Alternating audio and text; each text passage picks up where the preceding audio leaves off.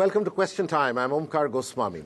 On his returning from doing his master's at the MIT, my guest took over a company that had huge goodwill and great gentility. Everything happened slowly, softly, and quietly. Size mattered, but not really of consequence. The man who you will see today changed the face of the company. From being a historically recognized, gentle player in the FMCG space, a trusted old Fiat, as it were, to a high-powered four-engine jet engine firing on all cylinders, without giving up on basic values. Meet Adi Godrej, chairman of Godrej Consumer Products Limited, and the grey eminence, as it were, of the Godrej Group. Adi, thank you very much for coming on the show. Good being Grey here, eminence. Okay. Grey eminence is a nice one to call you now.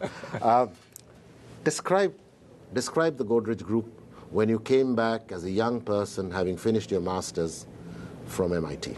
Well, this was in 1963. The turnover of the group, we were a totally private group. The turnover of the group was about 10 crore at that time, which was with the exchange rate at that time, roughly 5 rupees, $20 million. Yeah. And of course, since then we have grown at a compounded annual growth rate of about 17–18% per annum. Our growth was rather slow until 1991, when the opening up of the Indian economy took place. Licenses were difficult to come by, expansion was restricted, you couldn't do what you wished, you couldn't get machinery that you needed. But after 91, we have accelerated our growth. But even after 91, till quite a bit later, the growth was relatively slow. It's really, as it were, in some sense, the growth started hitting the headlines when you did the demerger and you did the listing. But I'll come to that later, because my impressions even, say, in the first 5 years after liberalization, was a company, a good company, a company of very honest people that made good soap because I use synthol, good powder because my parents used synthol, good steel almirahs because every family used it, and they still manufactured manual typewriters, right?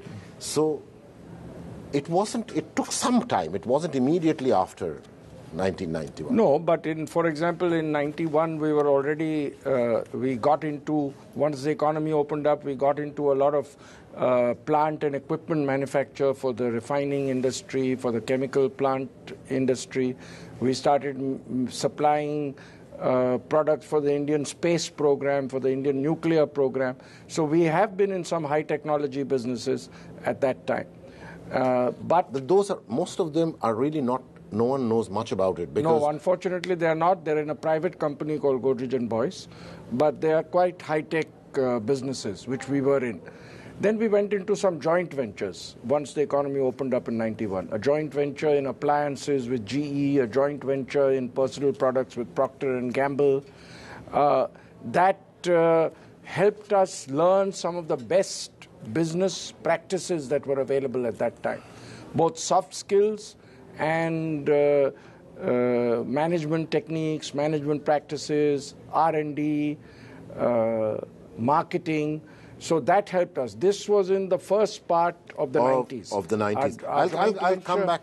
Yeah, sorry, go on. Sorry. Our joint venture with Procter & Gamble started in around 93, and with GE around the same time. I'll come back to joint ventures and the Godrej Group later. But let's get to a state where I distinctly remember you telling me, I was in CII, that Omkar, we're going to list. And that basically Kotak Mahindra had convinced you about it, and that you were going to list. And it happened, if I'm not mistaken, in 2001, right? No, we listed in 1993. No, the demerger. Soaps, no, I'm talking of the demerger. Demerger took place in 2001. Where it became Godrej Consumer Products The demerger Limited. took place in 2001, but we listed the then Godrej Soaps in 1993. That's right. So what made you think of the demerger? Well, because it seems like the game changed completely since. Yes, yeah? You're right. So in around that time in 2000, we felt that our market capitalization wasn't growing adequately. The company wasn't growing too well. And we got into a lot of discussions with consultants, with investment bankers, and we got the feeling that if we were to demerge and form a focused, fast-moving consumer goods company, because Godrej Soaps was a bit of a conglomerate. Because it also had oil, soaps. It had other products, it had investments in other companies, etc.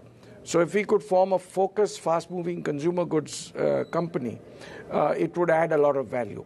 And so, based on several discussions with investment bankers and consultants, we decided to demerge. I remember I had spoken to you at that time, and I had taken your advice on corporate governance at that time. And this demerger has been very successful for us. We've not looked back after the demerger in 2001. It is actually, I mean, I should make a confession. I serve on the board of Godrej Consumer Products Limited, but none of the questions will have to do with things that do not go into the public domain. So, but it has always surprised me that the pace, Adi, changed. It's almost as if you got way more energy after the demerger and you had GCPL as a listed entity. Somehow, your energy levels had changed. Well, I don't think it was all because of my personal energy levels. What happened was the organization's energy levels changed because we worked on a focused, fast-moving consumer goods company. The people were able to concentrate on a FMCG company rather than being part of a conglomerate. And that helped very considerably. EVA, economic value added, which is basically the profit of a company after the cost of capital has been deducted. It's measured a little more sophisticated manner, and we used EVA as our major financial metric. All our decisions were made on maximizing, optimizing EVA, and we had a very strong variable remuneration system introduced for a large part of our employees, which was based on EVA improvement.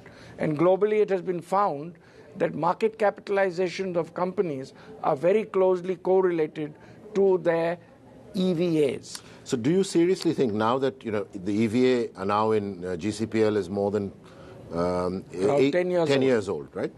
Do you seriously think EVA has been a game changer? It has been a game changer, together with several other things. So what are the others? Some of the others are, for example, we had C.K. Prahlad come and consult with us on strategic planning, which was we formed two teams, a blue team and a red team. Each one would independently look at the strategic plan over the next 3 years for the company. There were young people in the company. They could not talk to each other. They could talk to senior people in the company. They spoke to a lot of outside people and worked on a 3-year plan. Then we picked out the best of these and formed what we call a plum team, a combination of a blue and red team, and implemented that plan. That helped us a lot. So several other things like bringing in very strong IT systems, bringing in a lot of Japanese management methods, all that together helped us improve dramatically. But the one thing that, for a person such as you, who likes to bring people along, the one thing where your group has not done very well is you've not been very good with joint ventures. Well, I disagree with that. I'll tell you why. Because none of your joint ventures have succeeded. Some of our joint ventures have done very well. The joint venture with Procter & Gamble was very successful. It was profitable from day one. Procter & Gamble decided globally that toilet soap was not going to be an area of concentration for them, or area of focus. So they discussed with us and we amicably separated. But by that time, we had picked up huge knowledge in several fields, including R&D, market research, advertising. The one with GE was certainly not amicable. The GE was also quite amicable, but GE decided, I think some of the public impressions on these are wrong. GE decided, because GE decided, Jack Welch decided that if they were not number 1 or 2 in any field, they would not like to continue. GE in India... do explain what I think it's important, people would have forgotten. What was the Godrej GE joint venture? The Godrej GE joint venture was the appliance joint venture. Our appliance business was put into the joint venture. We were number 1 in appliance at that time. However, since in Asia, GE was not even number 5, because the Japanese and the Koreans were way ahead of them, they decided to stop the appliance business in Asia. And that's why we bought over their shareholding in the joint venture. But let me just get back to this, because at the end of the day And then we had a very successful joint venture with Sara Lee. But again, Sara Lee decided to get out of the household products business globally. Strategic decision on that. So we bought them over. Is it a case of serendipity that you always have joint ventures with people from whom you learn and then they decide to get out because it's not a part of their wider strategy? They decide to get out, but I also believe that joint ventures are not supposed to go on forever. They are useful to both parties for a while. Once they are useful, you leverage them to the best possible manner. After they are not, you amicably decide to change it. So your basic point is that the cost of keeping a long-term joint venture is probably higher than the returns. Yes, probably. In the long term, it's not likely to work over a long period of time, not with two strong partners. We're going to take a short break, Adi. When we come back, we're going to talk about the group, the business, the family, and lots of things put together. So we're going to take a short break. Stay with us. When we're back, more on the Godrej Group and on Adi. Welcome back. You're watching Question Time, and my guest is Adi Godrej, Chairman of Godrej Consumer Products Limited and overall charge of the Godrej Group. Adi, my question starts now with the family. You have 3 people in the family at the senior level. There is, among the men, there is you, there is Jamshed Godrej, and there is Nadir. You also have others in the family, the women, and yours has been a family which does not at all have any sexist bias. Each of them have their nodes, and there is a family council. How do you manage the family and very different businesses? And as we are getting to the next generation, very different ways of looking at business. Yes. So we have some principles evolved. First, when I became chairman of take us through this, because family business is very difficult. When I became chairman of the Godrej Group in the year 2000, when my uncle Sorab passed away, I took over as chairman of the Godrej Group. I decided to form a formal family council. All family members who are shareholders in the group above the age of 16 are invited to family council meetings. We have at least 2 meetings a year. Sometimes we have more meetings. We discuss various aspects of the family's involvement with the business. Of course, family members are kept informed of the progress in the business. And we have evolved certain principles of how we will run the business. First, we believe the business comes first, and the family's interests should not prevail over business interests. So let me be a devil's advocate on this. This is a very good principle. Now what do you do, and we're not talking of your family, what do you do when a child, much loved, is actually a lousy businessman and has lousy business instincts, and wants a seat on the table because he's either the oldest of one of the nodes or any other reason? How do you basically say, look, you're no good at this, you should get dividends, but please don't run business? How do you say absolutely. First of all, we insist that anybody joining the family business is at least as well qualified as our management trainees are. So they must be business graduates or engineering graduates or have knowledge to run family businesses well. That's number one. Otherwise, they can be a shareholder. So there are many family members who are not in the family business, but they are shareholders. They get the dividends. Number two, we, by and large, have had non-family professionals head most of our businesses.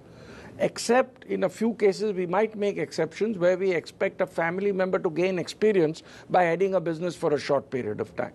Otherwise, all our companies are the managing directors, presidents, etc., are non-family professionals. But at the same time, you head Godrej Consumer Products Limited, though I mean, in all fairness, Mr. Mahendran is the managing director, but you head it. I head it. I am the chairman. Similarly, Nadir heads Godrej Industries Limited. Yes, but though there is someone the else. president of the chemicals business in Godrej Industries is Matthew Ike. That's right. He's on the board. But so in some sense, you're not hands-off. You're very hands-on, both of you. We are, as indeed is Jamshed in Godrej and Boys. But as I said, the head of the business is a non-family professional. And That creates a good balance between family interest. Now, I publicly stated that I expect chairman of our companies will be family members. I expect the chairman of the group will probably be a family member. But we want the family to be involved at the board level, at the strategy level, at the corporate governance level, and at the human resource development level. And the day-to-day management can be left to non-family professional managers. That creates for a good balance. So tell us about the 3x3 vision of Godrej Consumer Products Limited, the three broad categories: personal wash, home care and hair care, and the three continents, which is Africa, Asia and Latin America. Well, we figured a good strategy for our inorganic growth would be to expand in the developing world, that's in Asia, Africa and South America, in three categories where we have very strong strengths in India, especially at the bottom of the pyramid, which is household products, which is mainly household insecticides. We are by far leaders in India in this field. We are doing very well, growing very well. Hair care, especially hair color, where again we are leaders in India. And personal wash, which is a soap business, where we are not leaders. We are number 2 after Hindustan Unilever, but we have a very strong presence. So these three categories we know well. We know how to serve low-income consumers with excellent products at the bottom of the pyramid very well. We are able to transfer our technology and our business processes very well. My question to you on this is, among the three verticals that you have in product categories, which is soap and personal wash, which is mostly soap, home care and household care and hair care, the third category, here's my hypothesis, that as you grow, the percentage and the absolute size may grow, but the percentage and the importance of personal wash is going to decline, and you will be known 10 years from now, not as those who produce synthol soap, but that those who produce, home care and hair care products. Yeah, possibly, because soap is one of the only three categories in India which is fully penetrated. There is no growth through getting new consumers onto the category. Everybody in India. And if it's penetrated here, it's penetrated everywhere. Yeah, it's penetrated in many countries. So it's not going to grow very rapidly, and you may be right. We've been growing by increase in share, but you may be quite right. Already soap now, toilet soap, forms only 25% of the turnover of Godrej Consumer Products. Just 2 years ago, it was 60%. So you're right. The salience of soap in our company will. How would you feel if synthol did not feature? Well, synthol will always feature. I think synthol is growing. It will continue to grow. It will be a great brand, but it won't be our greatest brand. So, for example, already I feel Godrej hair colors, Good Night, are stronger brands than synthol is. Even in soap, Godrej #1 is a much bigger brand than Godrej synthol. Completely change the topic. We're coming towards the end. How did you meet Parmesh? I met her when I was very young, when I just come back from America. A good friend of mine was very good friend with her brother, and we got introduced, and then... And how soon did you propose? Or who proposed? You proposed, she proposed? First of all, I knew her. We used to go out in groups, and there was nothing much between us for 6 months. It was only then that a relationship started, and I proposed to her maybe about a year after we met. And she was still flying? No, when we met, she wasn't flying. She started flying after we met. Right. I'd encouraged her to fly. And flying as a stewardess for Air India, right? Stewardess for Air India. And I proposed to her after that, yeah.